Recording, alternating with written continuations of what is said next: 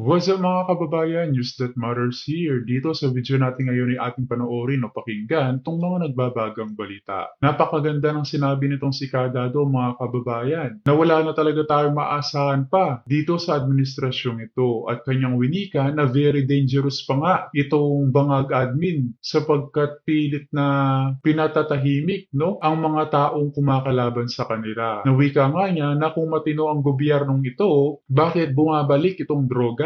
Kung matino ang administrasyon ni Bangag, bakit bumabalik nga naman itong karahasan, korupsyon na nagpapahirap sa buhay ng bawat Pilipino? Hay nako, tama nga naman na umaasa na lamang ang taong bayan sa mga paayuda ng mga pulpul na politiko na kung ating iisiping mabuti pera din naman natin yun. Pero bagong lahat mga kababayan, huwag niyo po sana kalimutang mag-like at subscribe para updated ka sa mga uploads ko araw-araw. At yun na nga no mga kababayan, wika ni Kadado ay alam nilang siraan no ang utak ng Pilipino. Alam nila kung paano gamitin ang buwis ng bayan para paikutin ang bawat isa sa atin. Kung kaya naman hindi ko na patatagalin pa, ito na ang buong video. Pinapayagan over the years nakita natin, mas marami yung abusado yung iba. Ginawang 5-5 ang pagiging congressman. Dumami, 312, 316 ba yan? And marami pa nag-aspire, sorry do sa iba, na nag-aspire na maging congressman. I know you want to change the country, but pwede ba? For once, isipin ninyo. As a people, we can change the country, not as an individual. Not even me. Not even me, not even Sara Duterte, not a Duterte. You need a whole of nation approach. Tayong lahat. We, the sovereign Filipino people, not I, Enrique, I, Sara Duterte, I, sino pa? Gusto nyo? I, Bongbong Marcos. You cannot. I, Tambaluslos, Dabuaya. You cannot. Because the Constitution specifically states there, we, the sovereign Filipino people, and my God, we should unite as a people so that we become the sovereign Filipino people. We can do anything if we are united as the sovereign Filipino people. Now, yun yung sinasabi ko, binebreak nila. Binabayaran nila iba, naglalagay sila ng troll farm, merong silang mga minimaintain na libo-libong troll farm para atakihin, tumatanggap lang ng pera yan. Mainstream media, tumatanggap ng pera. So, para magulo yung utak ninyo, the idea is to confuse the Filipino people to make you believe that this president and his administration is totoo. Kung totoo yan, mga kababayan, bakit 2.5 taon papunta na tayo sa 3 taon? Bakit ganyan ang buhay sa Pilipinas? Bakit lumabas kayo? I challenge you, Filipino people. Lumabas kayo ng madaling araw, unholy hour. Tignan ko kung makakauwi kayo ng buhay. Magdala ka ng bag. Lagyan nyo ng pera. Ng 20,000, 10,000, kahit 5,000, kahit 1,000. Lumabas kayo, unholy hour. Lumabas kayo. Kung ikaw dalaga ka, sige, kayong mga bata-bata na suporta dito sa gobyerno, I dare you, lumabas kayo. Pumunta kayo sa mga alanganing lugar, sa madidilim na lugar, sa mga iskinitang madidilim. Tignan ko kung makakauwi kayo na hindi na rape o hindi na saksak. Sa gabi, makikita niyo yung transaksyon ng droge. Pulis pa yung nagbabantay eh. All these reports coming to us because we have an intel network sa FGF. We have commanders, we have members, we have... Tsaka din na talaga si Kadado, simula nang maupo yung mga bangag at puro na lang inatupag ang pamumulitika sa mga Duterte. Wala nang magandang ginawa pa dahil nababahira na nga ng away politika at ang kanilang pagiging busy sa pagnanakaw, di umano sa taong bayan. Followers na kinukwento sa lugar nila. That's why we know what's happening. Kung matino itong gobyerno na to, bakit ganong kalupalop ang droga? Kung ganong katino ang gobyerno na to, bakit bumabalik na naman sa airport yung problema? Kung matino ang gobyerno na to, bakit hindi ma-explica yung ginto na binenta? Yung nangyari doon sa PhilHealth Fund na naibenta, na nilipat, 66 billion o 60 billion, napigil yung 30 billion. Kasi dahil sa korte, na TRO. So, ano nangyari doon sa Maharlika Fund? Walang explanation. Ngayon, magbebenta pa kayo ng government asset, mga lupa. Ba't niyo bebenta? Ba't niyo bebenta? Di ba, ang dapat nadadagdagan yung government asset kasi pag-aari ng tao ng bayan. Diba, pakunti-kunti yung asset natin, pakunti ng pakunti.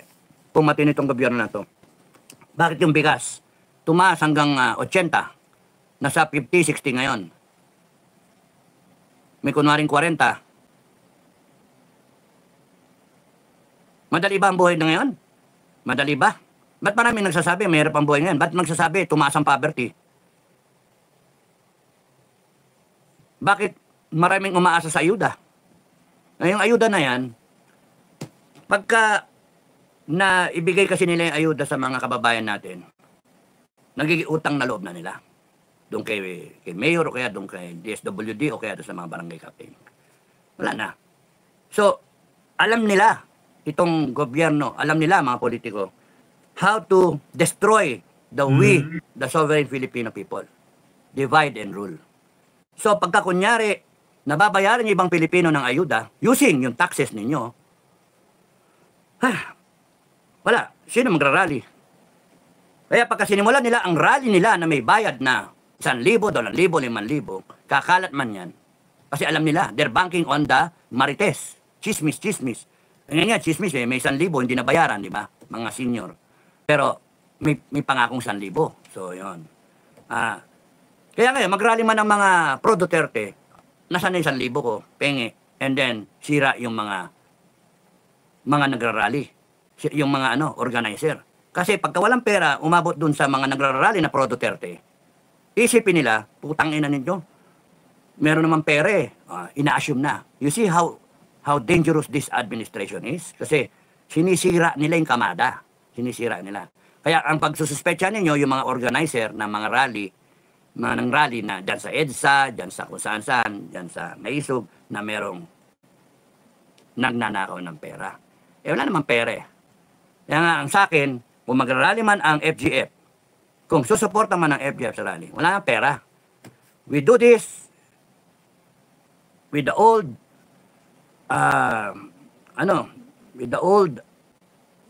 old-fashioned na patriotism. Yun lang. Walang pera-pera. Sarili ko, bababa ako, pupunta ako doon. Tatayo ako. Sisigaw ako. Yun yun. Kayo, kung tingin niyo gusto niyo maging part sa pagbabago ng Pilipinas, ayos natin para pumunta tayo sa isang Singapore na Pilipinas. Tigil natin yung korupsyon, i-reboot natin yung buong gobyerno. Kung yun yung paniwala ninyo, yun din ang paniwala ko. Yun din pala paniwala ng maraming Pilipino, di ayusin natin. Walang pera-pera. Pumunta tayo on our own accord. Basta talagang old-fashioned na nationalism, patriotism. Yung ginusto mo We, the sovereign Filipino people, I cannot do it alone. We cannot do it alone sa FGF. We cannot. Ba't kami magpapakatanga na yung iba dyan nagcha-challenge pa Marami naman kayo Marami kayo. Mga utak talaga ng mga ibang tao Ba't kami kung kayo nga, ayaw nyo lumabas O ba't kami lalabas? Ayaw nyo, di wag. Bahala tayo, 2028 na lang tayo. Panay mga drugista na lang ang Pilipinas, panay komunista. Anyway, kami matatanda na Kasi yun ang hirap sa inyo. Ang galing-galing nyo magturo. Support kami. Pero wala rin. Hanggang salita lang. Ay, nako. Kaya nga, sabi ko magpakulong na lang ako. Tingnan ko kung may epekto sa inyo. Magpapakulong ako. Hindi na ako mag-submit ng affidavit. Alam, mista, wag na, Ayoko Kasi parang lumalagay lang ako pumapailalim ako sa batas na yan na binaboy naman nila. Tapos ngayon gusto nila, papailalim tayo sa batas na yan nila. Binaboy naman nila. Sila nga hindi nga sila kasuhan. Dapat nga kasuhan yan Mga yan. Si Torre, dapat yan kaso niya, human rights O wala, nasa na? Yung ginawa niya sa KOJC, lahat sila, and you will have your day. Torre, you will have your day. Kayong mga kababayan, intindihin ninyo na ang modus operandi ng lahat ng mga politiko na yan, na dumaan, na mga walang niya, ang modus operandi nila is to divide and rule. Paano yun? Paglaban-labanin kayo. Paano maglalaban-laban? Kasi kung magkawatak-watak na kayo, wala na yung we, the sovereign Filipino people. Pag wala na yung we, the sovereign Filipino people, it becomes we, the sovereign politicians. We, the demonic politicians. We, o kaya I, the President of the Republic. Nawala na yung power ninyo. Unang-una, yung iba sa inyo, buang man, hindi alam yung power ninyo. Pangalawa, yung iba sa inyo, nabibili. Pumapayag na mabili. Alam na alam nitong mga walangyang politiko natin na pagka binrake mo yung we, the sovereign Filipino people, tuloy-tuloy na yung pamamayagpag nila sa pagnanakaw, yung alyansa nila sa komunista na may sariling agenda, sumasakay lang sila sa gobyernong tanga, sa mga politikong ganid, pero may sariling agenda itong mga NPA, mga komunista. Balang araw, patatalsikin nila. Ngayon, tatanggalin lang nila lahat ng kalaban na malakas by using the government and the system of government to attain their political agenda. Okay? So, ganyan din ang mga drug lord. Ganyan din ang mga drug syndicate. Nagamit nila ang presidente ng Pilipinas na bangag. At itong mga ibang men in uniform, AFP-PNP, na maging loyal sa chain of command, not knowing, no, na yung pagiging loyal mo sa chain of command, nakakasama. So, meron ditong tatanga-tanga, meron ditong talagang tanga, meron dito talagang gustong maging tanga. No? So, ano yung sitwasyon natin, problematic. Yung 20 days kong pagbaba dyan sa Manila at pag-ikot ko sa buong Luzon, nakita ko, kasi umikot na kami ng Davao, ng Mindanao no? Umikot na kami. Ang kulang na lang, Visayas. No? Siguro, pagka may laya pa ako, makaikot ako sa Visayas. Kung hindi, kayo na lang pumunta sa akin sa kulungan. So, ang inaano nila ngayon, ma-break ang Pilipino. Ma-break. Kaya, rally dito, sila ngayon, rally. Sinisira nila yung kamada, yung diskarte sa rally. Ngayon, bayad-bayad sila. May 2,000, may 5,000, may 1,000. Yung rally nung kahapon ba yun, nung isang araw, 31, ang naging kwento is merong mga hindi nabayaran. So within the framework, meron pang mga Pilipinong gago gumagawa ng pera. In both camps. Yun yung problem. In both camps pa. Kay Marcos ka, kay sa Duterte ka, sa to say merong ganon. Kasi meron ding hindi nakakatanggap dun sa ano. Kaya ang akin, mga kababayan, pag ako tumayo, wala na yung pera-pera na yan. Maraming offer sa amin, hindi ko tinatanggap. Kasi paniniwala ko, ewan ko kung yung paniwala nyo rin, ang paniniwala ko, kung ako tatayo, kung ako magrarally, kung ang FGF lalabas, no, with the Filipino people, lalabas kami ng walang pera-pera. Linawin ko mga FGF at mga supporter ng FGF, lalabas tayo ng walang pera-pera. No? Hindi kayang, isipin nyo kung magpo-produce ka ng 1,000,000, 1,000 ang isa, 1 billion yon. Sa tingin nyo ba yung OFW, kayang-kaya nila mag-produce ng 1 billion? Okay, kawawa naman yan, di nakakain yung mga yan. They cannot, they simply cannot. Kung meron man silang contribution, it is for us. Mag-rally tayo mga kababayan ay galing sa puso, no? Galing sa ating paninindigan na ipaglaban ang ating mga karapatan. Pero kung may kaugnayan ng pera na nakipag-rally ka para bayaran, ibang usapan yun. Ibig sabihin nun, wala tayong pinagkaiba sa mga bangag at makakaliwang grupo na gumagawa ng ganitong paraanan. Us to be able to meet, to be able to see each other, yung ganun-ganun ba. And yung hindi tayo magmukhang kawawa. If need be, pagka real McCoy, and we're trying to save on that, meron tayong kahit papano na pagka nag-rally tayo, may saging tayo, o kamote, o whatever. O kaya magkanya-kanya na lang tayo. Ang gusto kong makita, mga kababayan, is yung mga Pilipino na talagang ang kagustuhan ay mabago ang bansa. Kung pera-pera kayo, wag na kayong sumali. Hindi kayo karapat-dapat sa isang bansa na magbabago. Wag na. Hindi kayo priority. Kasi if itutuwid natin ang bansang Pilipinas, mas maganda ituwid natin to nang galing sa puso. Hindi yung nakaganyan kayo. Magkano bang para sa akin dyan? Tatanggalin nga natin ang korupsyon Correct.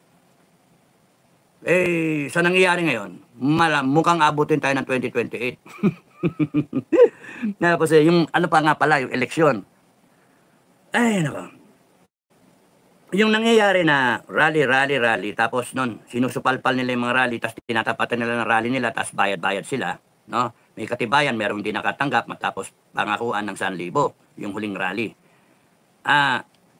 And then may mga investigasyon sila at tinatapat nila yon kada may issue. Ngayon, yung 2025 budget, ang itatapat nila dyan yung investigahan yung mga vlogger.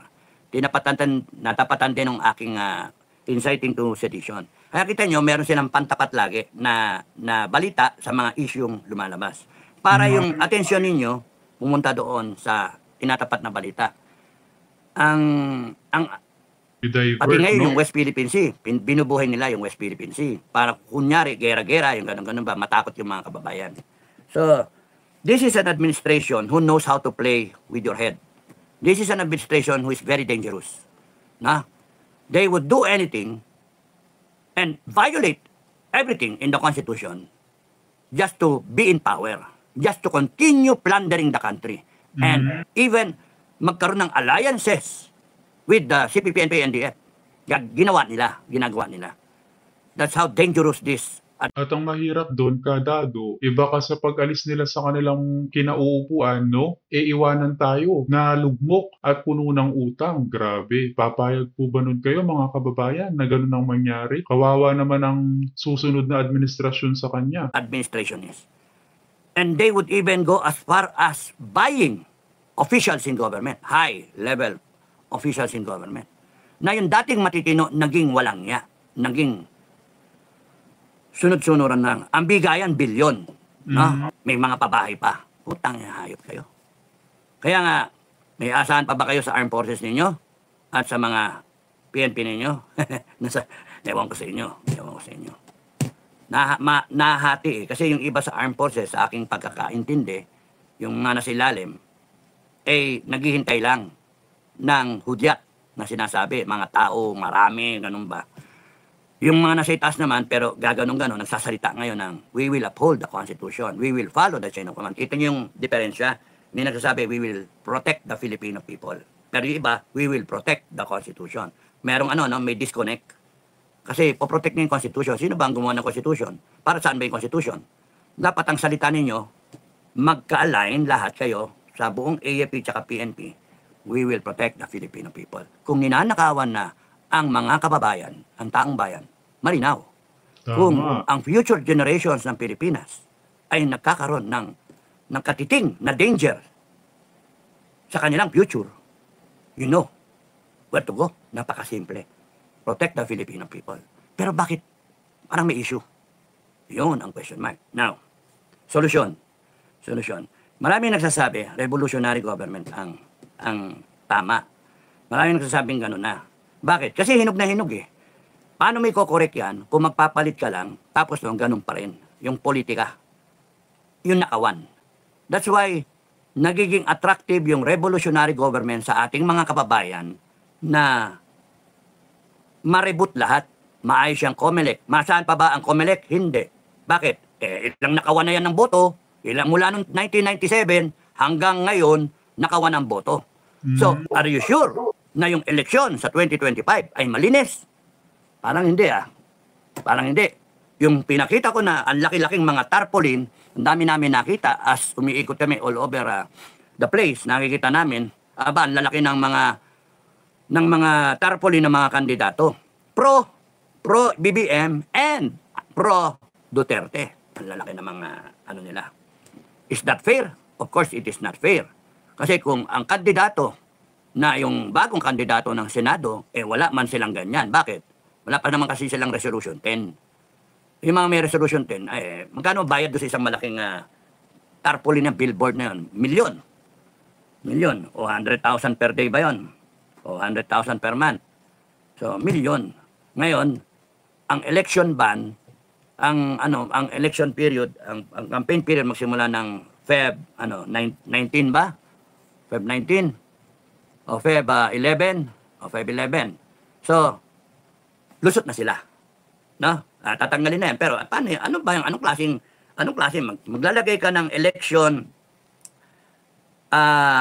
provisions para sa mga poster, banner, etc. Mag-start pa ng February 11. Anong ginawa nyo, COMELEC? Ba't kayo pumapayag sa naglalaki ang billboard? Para kayong gago Niloloko nyo taong bayan.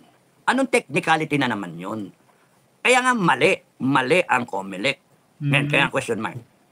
Ayan, sina Abalos, naglalakihan ang mga tarpaulin sa kalsada. Saan kaya nila nakukuha ang budget nila? Magkano ang sahod ng mga ito? Bakit kaya nilang pondohan ang mga ganitong malakihang tarpaulin, no? Hindi ba kataka-taka yun, mga kababayan? Maasahan nyo ba ang COMELEC ninyo? Hindi. Maasahan nyo ba ang human rights ninyo? Hindi. Kasi ninanakawan na tayo ngayon. 119 million Filipinos, ninanakawan nila. Hilahod ng load kayo magtrabaho. Pinamimigay nila yung pera, ayuda sa mga ayaw magtrabaho. Where's the justice in that? And here you are, puta na mga human rights na yan, tahimik. Tapos yung mga police at military na sumusugpo sa krimen, nanghuhuli ng mga kriminal at mga drug-related na mga syndicates, puta na, sila pa yung mga human rights. Yung mga huli ng mga NPA, ang dedepensahan ng human rights yung mga kriminal at yung may mga kasalanan. Pero yung armed forces, hindi. Nantokwa kayo. Hindi nyo. Nakakatabang kayo human rights. Kaya kayo, dapat tanggalin din kayo. Yun yung sinasabi ng ibang kababayan. Marami kong nakausap both in the retired and in the active services. Nakakaya na nga nakakabahala na kasi ang revolutionary government, hindi biro-biro yun.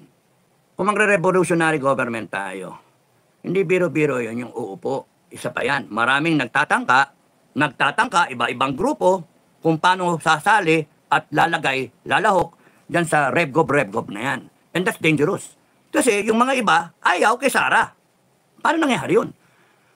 Kunwari kayong pro-constitution, pero in the end, gusto nyo tanggalin yung constitution, Hindi pwede. Hindi pwede.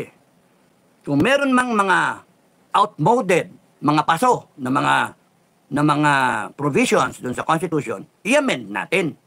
Hindi yung kada palit, it's a what? It's a two. Gusto nyo, palitan na yung constitution. Ano ba yan? I-amend natin. Baguhin natin yung provision na mali. I-update natin. Kung baka sa computer, nag-update ka ng app o ng sistema. Hindi yung papalitan mo yung buong laptop mo, yaman-yaman. Papalitan mo yung buo. Hindi, huwag mong palitan ng buo. Kasi nandun yung ano natin yung gusto natin.